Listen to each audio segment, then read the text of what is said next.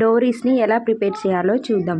First అయితే మనం 1 or 2 inch ఉన్న క్లాత్ని ఇలా సీదా వైపు తీసుకొని మనం పైపింగ్ వేస్తాం కదా, ఇలా పైపింగ్ థ్రెడ్ తోటి ఇలా స్ట్రైట్గా ఒక స్టిచ్ అనేది వేసుకోవాలి.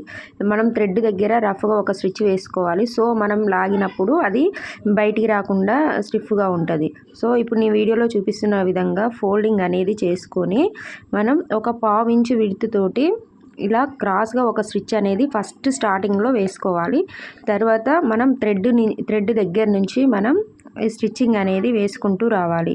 ఇలా మనం క్లాత్ మొత్తం థ్రెడ్ పక్కనే స్టిచ్చింగ్ పడేలా చూసుకుంటూ ఇలా స్ట్రైట్గా ఒక స్టిచ్ అనేది వేసుకుంటూ రావాలి. ఎడ్జ్లో ఇలా క్రాస్గా వేసుకోవాలి, థ్రెడ్ లాగడానికి వీలుగా ఉంటుంది. సో ఎక్స్ట్రా ఉన్న క్లాత్ మొత్తాన్ని ఇలా ట్రిమ్ అనేది చేసుకోవాలి.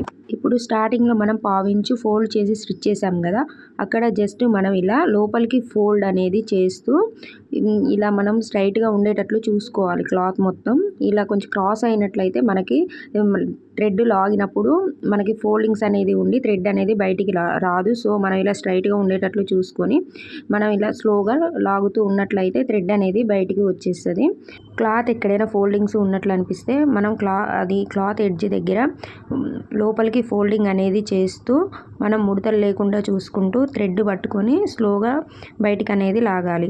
ఇలా చాలా సింపుల్గా మనం డోరీ అనేది ప్రిపేర్ చేసుకోవచ్చు. ఇలా చాలా సింపుల్గా బొటిక్ స్టైల్లో మనం ఈ డోరీ అనేది ప్రిపేర్ చేసుకోవచ్చు. డోరీకి మనం క్రాస్ పీస్ మాత్రమే యూజ్ చేయాలి. స్ట్రైట్ పీస్ యూజ్ చేస్తే మనకు ముడతలు వచ్చే ఛాన్స్ ఉంటుంది.